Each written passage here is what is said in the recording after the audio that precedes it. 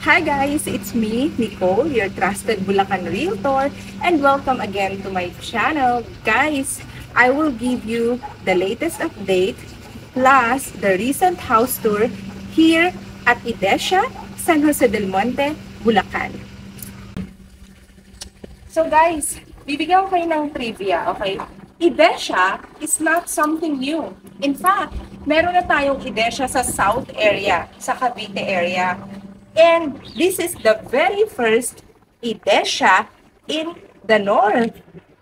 At very swerte natin dito. Kasi San Jose del Monte, Bulacan yung napili ni PA Properties with Hanki Hanshin Japanese company na itayo ang kauna-unahang Idesha sa Norte. Alam niyo ba na ito ay Japanese-inspired? Kaya siya ay minimalist at maganda yung kanyang mga design. Meron tayo ditong dalawang models na pwedeng pagpilian. Ang single attached na tinatawag natin si Sora. Ito. Sora single attached. Tapos meron tayong townhouse. Ang tawag kay townhouse ay Yama. Yama Townhouse. Ipapakita ko sa inyo ngayong araw na to yung house tour ng parehong dress up at saka actual turnover kasi bear type dito eh. Unahin ko na yung townhouse tapos unahin natin yung bear type kung ano talaga yung turnover.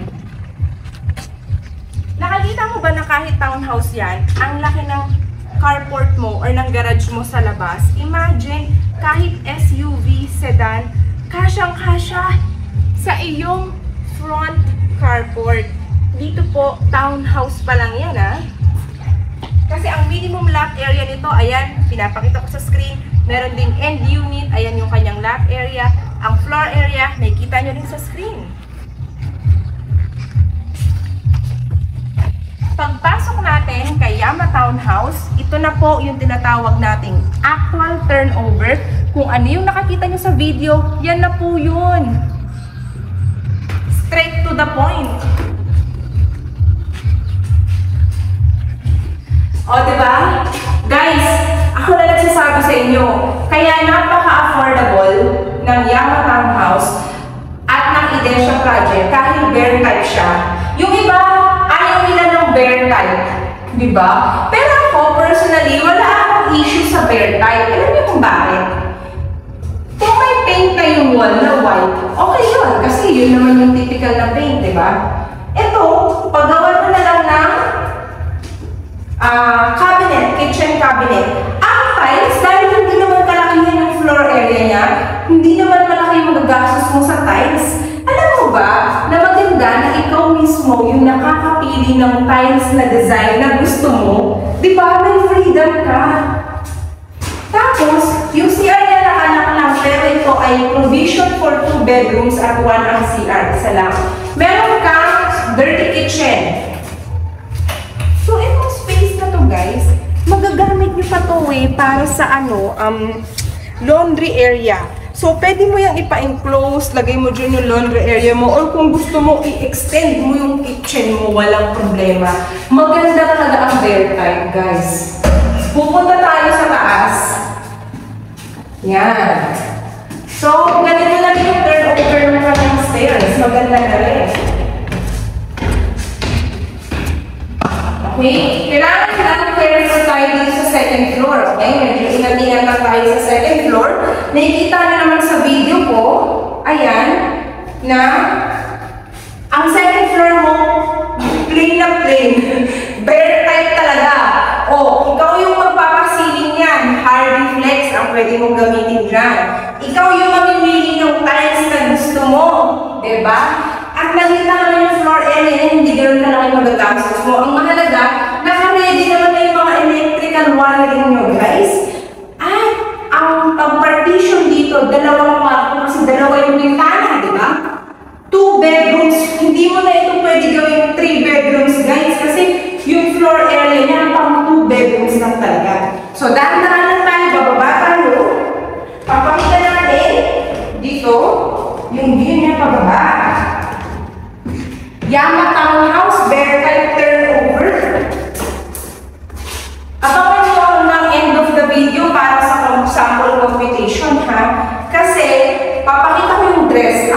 Pag nilagyan na ng gamit.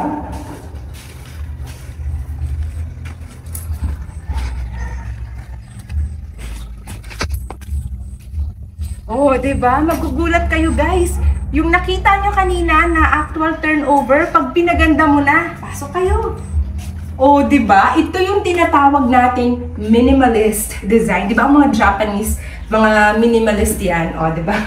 So, yung ganong floor area, pwede mo palang gawin na parang condo style na ang ganda. Pwede mo palang i-maximize yung space niya.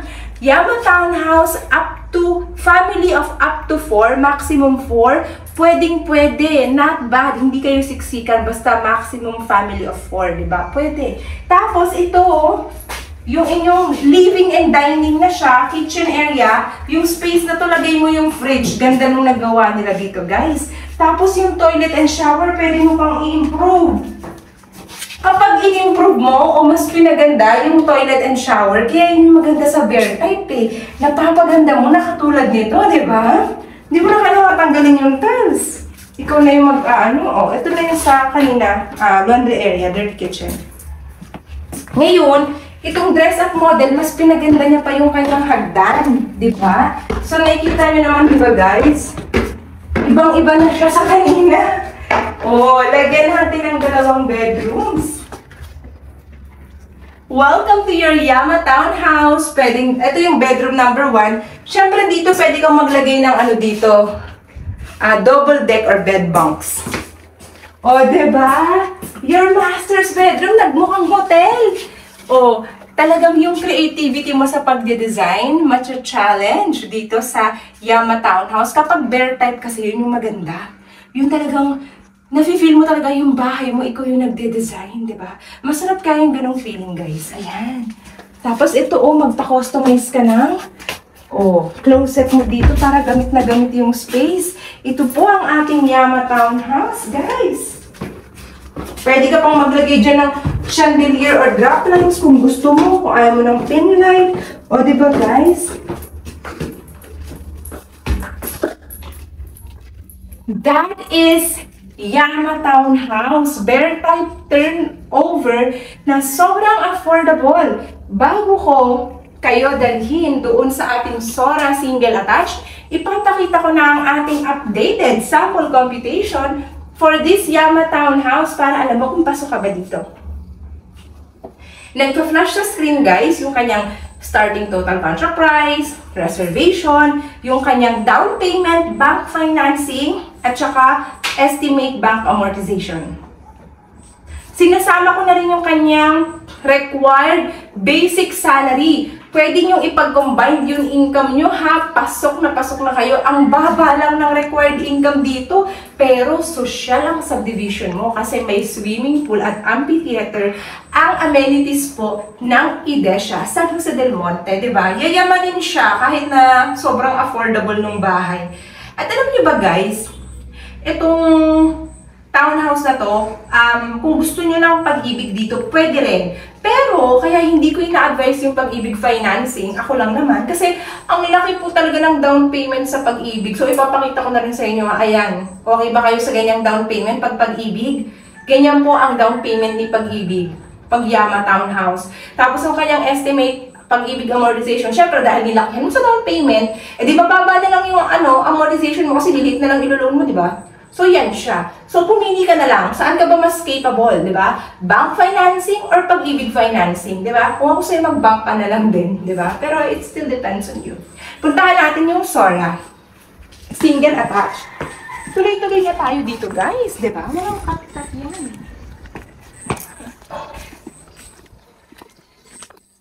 Unahin natin yung lagi ko namang inuuna, di ba? Yung bear type turnover. Yung actual. O, di ba? Pag Sora single attached, ang laki ng lote mo, guys. Minimum lot area, 80 square meter. Ang laki ng garden space mo. Ang laki ng garahe mo. O, di ba? Can you imagine this? Tapos meron ka pang malaking backyard dito. O, for future expansion, no? Pasok na pasok ka sa single attached na to. Kung kaya naman ng salary mo, mag-single attached ka na lang. Ayan. Ang laki niya pa dito, oh. Ang laki pa ng space niya sa likod. Hindi lang yan, meron pa tayong 100 square meter plus na lote dito, guys. Depende kung saan pasok yung income mo, di ba? Ayan na. Ito na ang Sisora single attached. Actual turnover unit, walang gamit, bare type. Ayan na, nakikita ko sa screen ha. Ang ganda ni Sisora single attached. Ang taas ko ng ceiling. White yung paint. Tapos, ayan yung floor area na nakikita niyo sa screen. Yung kanyang floor area. Meron ka pang access door dito, para sa garage mo. Dito, provision sa dalawang kwarto at isa yung CR sa baba. Pag over to sa'yo, ang ganda na ng toilet. Ito na yung pinaka-toilet and shower ni Sora. O, diba guys? Naku, mamay, exciting. Tignan nyo yung kanyang dress up model. Stay tuned na kayo, guys. Ang ganda ng dress up nito. Ayan, alam mo, ang maganda kay Sora single attached, meron siyang maliit na balcony. Dalawang kwarto, pwede dito, guys. O, diba? Nagde-design mo pa, ito pa yung magde-design ang sarili mong bahay.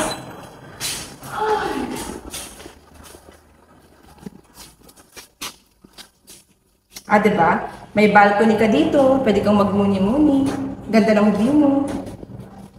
Sora single attached. Excited na ako sa ano. Sa dress up niya. Excited na kayo guys. Tingnan namin yung dress up ni Sora.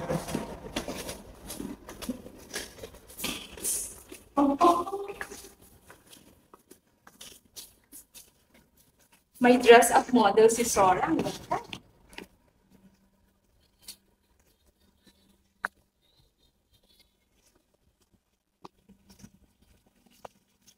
Welcome to your future home, Sora single attached, Edesha, San Jose del Monte. Oh, guys, may inspiration na kayo. Kopyahin nyo na lang to. Ang ganda, minimalist talaga. Pagpasok mo, ito na yung iyong tiny. Ito na yung living space mo. Tapos, wow! Ang ganda ng pagkaka-interior kay Sora single attached. Nakikita nyo ba yan, guys? Your kitchen area, ang ganda nito, minimalist talaga, hindi mahirap linisin yung bahay mo. Good for family of 4 din siya, guys. Diba? May access door ka pa dito sa garahe mo, oh. Diba, no? Oh. Akalain mo yun, nagamit mo pa yung space mo sa ilalim ng hagdan. Talagang gagana yung creativity mo kapag bare time yung kinuha mong project, eh. Oh, diba, guys? Look at this! Look at this! Ang arte. Ang ganda, lalo pang pinaganda at in-improve yung toilet and shower. The best. O, diba? Ang duwag ng ating stairs. In fairness to the stairs, hindi po siya masikip. Kaya perfect talaga itong single attach. Mag-single attach na lang talaga kayo. So, may dalawang kwarto tayo dito, guys. Ito muna yung una. Oh, your bedroom number 1, diba? For your kiddos. Bed bunks, double deck, tapos magpa-customize ka dito, ang ganda! Gayahin nyo to guys, customize yung kanyang closet. Tapos, your master's bedroom! Your master's bedroom na may direct access sa iyong balcony. Ayan yung iyong closet, tapos, yan, perfect! Look at this! Diba? No, ang ganda, no? Master's bedroom mo, meron kang direct access sa iyong balcony. Tapos, yung closet na pinagawa nila dito, guys, may damit po. Anong gusto niyo ditong suotin ko, guys? Parang pwede ko nang iuwi ito. Joke lang. So, ayan. Diba? Ang ganda ng customized closet po dito kay Sora. Single attached. Ang perfect. At ang luwag pa ng hallway mo, ha? In fairness, yung floor area niya, nakikita nyo sa screen, di ba? Di ba? Not bad for the floor area. Depende na lang how you design your house. Ang luwag niya. Nakikita nyo yung kanyang view pababa. Ang ganda. Maaliwalas po siya. Si Sora single attached. So, pag-usapan naman natin yung price. Pasok ba ito sa'yo? Okay, sige, fina-flash ko sa screen yung starting total contract price ng ating Sora. Single attached, bear type turnover. Nandiyan dyan yung kanyang TCP, reservation, monthly down payment, at ang kanyang estimate bank amortization. Again, recommended ko na magbangko kayo kasi mas mababa yung down payment, mas mabilis pa ang process ni bank. Konti lang naman yung difference niya sa interest rate. Pero kung talagang sabi mo, gusto ko talaga Pag-ibig, okay, Pag-ibig, sure ka. Pero ang down payment ni Pag-ibig, medyo mas malaki po yun, ha? Kasi maliit na lang yung ilo-loan sa Pag-ibig amortization mo. So, ayan, kung gusto mo ng Pag-ibig, ayan yung iyong monthly down payment. Ayan siya, ha? At yung Pag-ibig amortization mo, syempre maliit na lang. Ang laki na lang binayaran mo sa down payment, kaya talagang dapat maliit na lang yung iyong amortization sa Pag-ibig. So, ganun lang yun guys, ganun lang po yung pagbalanse ng computation dito po sa IDESIA, San Jose del Monte, Bulacan, na napakaganda ng location, non-flooded area. Tapos, ipapakita ko rin ngayon guys, pina-flash ko sa screen, ayan yung kanyang mga amenities na talaga namang yayamanin. Masasabi mong exclusive subdivision with complete amenities. Ayan, fina-flash ko sa screen yung list of amenities, pati yung mga pictures, yung kanyang tinatawag nating architectural design or perspectives ng ating mga amenities. Di ba ang ganda, ang bongga? Wala ka nang makikita na ganyan kaganda yung location, malapit sa malls, MRT7, hospitals, and everything. Pero 100% value for money. Talagang affordable yung kanyang price, diba? Hawak ko po yung buong Bulacan, kaya ako nasasabi, baka sabihin na dahil binibenta ko lang ng IDESIA. Hindi lang po IDESIA ang hawak ko. So, I can definitely compare prices, location, and unit features dahil hawak ko po halos lahat ng projects dito sa Bulacan, especially sa San Jose del Monte, Bulacan. At dito, ay bawal po ang walk-ins. So, dito sa amin, bawal mag-walk-in dito sa IDESIA, ha? Strict po ang guard dito. Dapat dito, kino-contact mo ako directly. Meron akong Viber WhatsApp number, pinapakita ko din sa screen, mention IDESIA. Kontakin mo muna ako to make sure na pwede kitang ma-schedule na magmamatch sa calendar ko kasi medyo busy rin pa ang lola nyo, guys. Marami tayong trippings, pero I will make sure na ma-match natin yung schedule natin para ma-meet kita in person, tapos ma-tripping kita dito, guys, at mag-guide kita sa lahat ng process na kailangan mo dahil yung final orientation, si developer pa rin po yung mag-explain yan sa inyo. Sasamahan ko rin kayo sa main office nito dito sa San Jose del Monte, Bulacan. Guys, pag nag-reserve tayo, madali lang naman yung initial requirements. Ayan lang yung initial requirements natin. No? Very easy lang po yan, guys. Diba? Kayang-kaya niyo yan. Kaya bago pa mas tumaas ang presyo dito sa IDESIA, bago pa maubos, dapat bilisan mo kasi ito po ay fast-selling project sa San Jose del Monte, Bulacan. And syempre, don't forget to hit like and subscribe to my YouTube channel para lagi ka updated sa mga bagong projects, bonggang projects sa Bulacan, guys. Okay? Follow nyo lang ako sa aking mga social media accounts. Nandiyan lang sa description, makikita nyo yun, guys. And I hope to see you all soon. Don't forget to contact me, Viber, WhatsApp, okay? Yun lang po ang dapat yung gawin.